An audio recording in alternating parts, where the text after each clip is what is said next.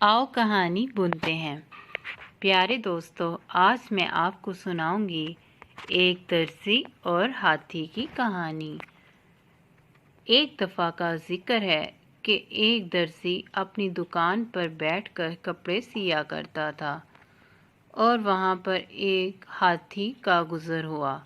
हाथी ने दर्जी की दुकान जब देखी तो वो अंदर आ गया और उसने दर्जी की दुकान में आकर शोर मचाना शुरू कर दिया।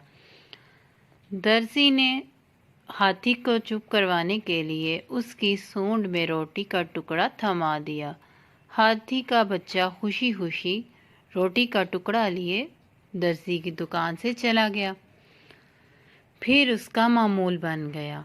वो रोज़ाना दर्जी की दुकान पर आता, शोर मचाता और दर्जी उसको रोटी का टुकड़ा थमा देता और हाथी का बच्चा खुशी खुशी वहाँ से चला जाता।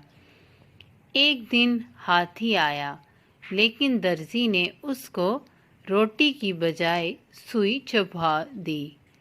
हाथी भाग गया। अगले दिन हाथी फिर आ गया, लेकिन उसकी सूंड में कीचड़ भरा हुआ था और उसने अपनी सूंड से कीचड़ दर्जी के कपड़ों पर फेंक दिया।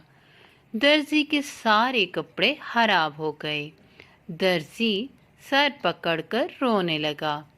इस कहानी से हमें सबक मिलता है कि जैसा करोगे वैसा भरोगे। प्यारे बच्चों, हमें किसी के साथ बुरा नहीं करना चाहिए ताकि कल को हमारे साथ भी वैसा बुरा ना हो।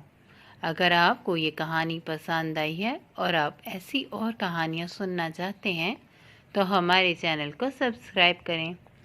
Bye bye friends. Bye bye.